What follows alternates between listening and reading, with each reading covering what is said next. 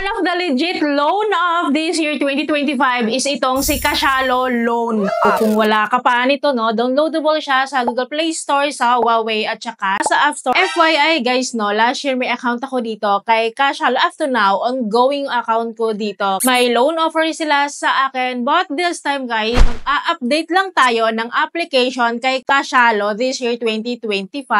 Since isa talaga ito sa makukonsider talaga natin na worth to try dahil legit po ito.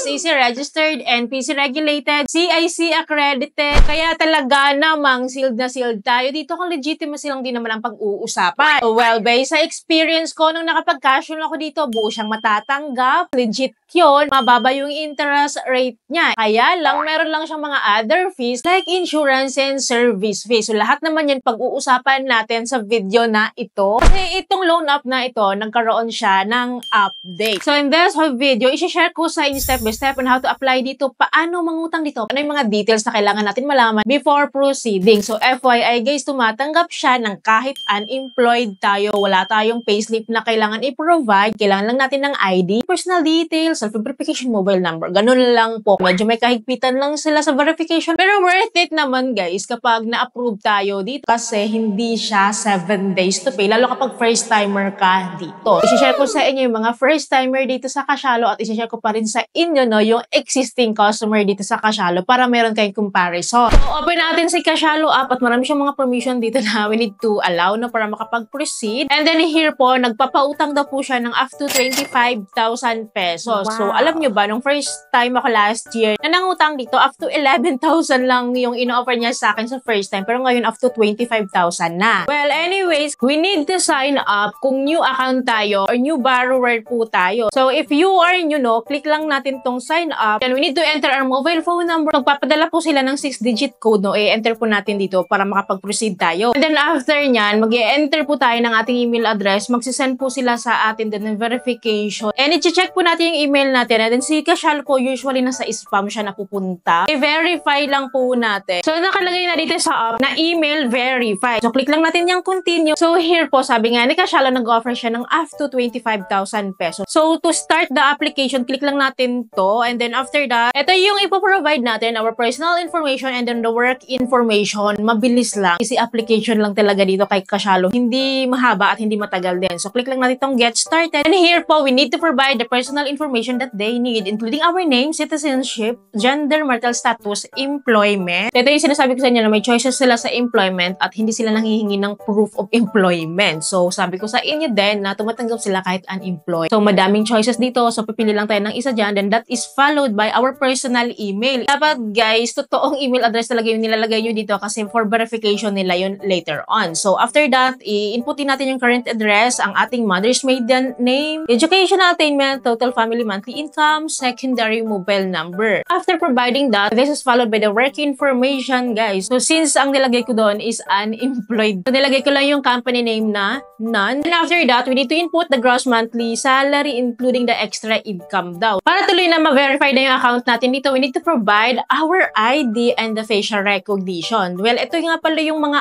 IDs, guys, na tinatanggap nila, limited lang at parang pangmalakasan nilang ID to. And then after that, guys, pipicturean lang natin to. Dito sa pagpicture, make sure na malinaw po talaga kasi mahigpit po sila dito. Dito ka magtatagal kung talaga hindi sila satisfied sa pag-capture mo, sa details nila, sa instruction nila. So, front and back po natin tong pipicturean. And after that, followed by the facial recognition. So, meron siyang instruction dito on how to do it. Again, nasa malinaw ka dapat na parte ng bahay mo. Dito sila sa portion na ito mahigpit sa ID verification tsaka sa selfie recognition. Well, anyway, so nakalagay dito, congratulations, I'm done. So, after this one, I need to input, no, my bank account or GCash or Maya account kasi dito po nila isasend yung disbursement loan amount natin. So, nakalagay dito, best choice daw is the bank account. We will have a better chance to get approved. So, last time, ang pin-provide ko po is my GCash account. Tinry ko kung ma-approve ako and it was approved naman kahit hindi bank account yung pinili ko. Well, dito pala sa GCash, saka sa Maya, guys, kung ano yung niregister mong phone number dito sa Kasialo, dapat may account ka nun sa GCash at saka sa Maya. Dapat may GCash account ka doon, dapat may Maya account ka sa number na ginamit mo dito kay Kasialo. Well, here po, I choose the GCash account. Then, pipili tayo ng loan purpose. And then, meron po tayong instant loan offer po sa mga beginner talaga. Nag-i-start sila silang magpautang for the amount of 1,000 pesos. Sa mga first timer guys, 14 days to pay talaga yung ino-offer. So for you to have an idea, ito yung breakdown of fees niya. So meron siyang interest per day na 0.2%. Meron siyang service fee na 42. Medyo mataas po ng kaunti itong service fee niya than the interest rate, no? And then meron po siyang mandatory na insurance fee po na ini-include na dito. Which is itong si Coco Life na 23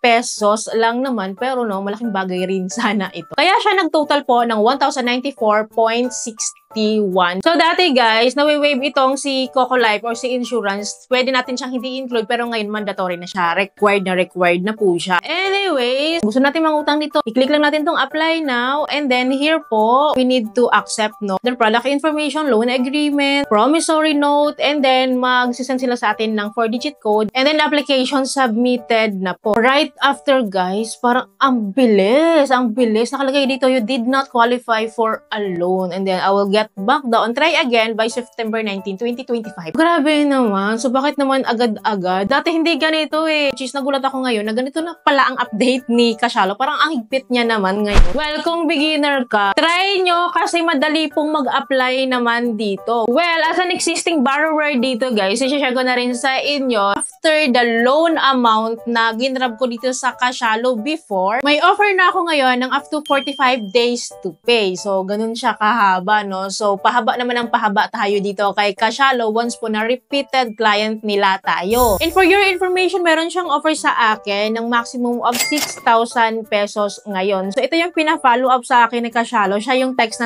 sa akin regarding this one. Na long time daw, no loan daw ako. Kaya nga naman talaga, isa dito sa reason kaya ako siya binisita ulit para makapag-cash loan. So, itong 6,000 pesos na ito yung details ng fees ko kung kukunin ko siya ng sagad. So, meron ako interest rate na 558 kasi nga after 45 days to pay ito. So, 0.2% per day. So, mababa siya. Ang mataas dito is the service fee, which is 837.86, at meron pa rin tayong insurance po na ini-include, which is itong si Coco Life. Mandatory po, meron siyang hinihing 206. So, lahat-lahat po, nagtotal siya ng 1,602. Fees, interest, service fee, 1,602 po yung total niya. So, kung kunin po natin yung interest rates po niya, maabot po siya ng 26.7% for 45 days to pay. So, this is better than any other OLAS, guys. As na pa 7 days to pay, na almost 50% yung interest rate. Pero hindi ko ginajustify na okay yung interest rate. Kasi mataas to, yung effective interest rates niya, mataas talaga. Pero nga, sabi ko sa inyo, 45 days to pay naman, buo naman siyang matatanggap at legit. Kaya nga naman, sinubukan kong i-cash loan ito in full. Sinagad natin, and let's see, baka dito ma-approve tayo. So, same sa process kanina, and I'm waiting para ma-approve tayo dito at I submitted na. Well, same as kanina, I did not qualify for a loan daw at babalik daw akong mag-apply ulit by September 19, 2025. Bongga! O, diba? Kakaloka, anong nangyari kay Kasialo ngayon? Hindi naman siya ganito. Parang system generated yung rejection niya ngayon. Hindi ko alam kung ako lang nakaka-experience nito ngayon, ha? Paki-check yung mga account nyo sa Kasialo. Maybe you can try to cash loan kahit maliit na amount dyan. Try nyo kung makapag-proceed kayo. So, follow up pa naman siya sa akin. Text siya ng text. Nagpapadala siya ng mga notification na kailangan ko na daw i-cash loan itong aking loan offer. Pero ganito naman yung resulta. Ano nangyari, Kasialo? Well, don't worry. Patuloy naman ako magbibigay sa inyo ng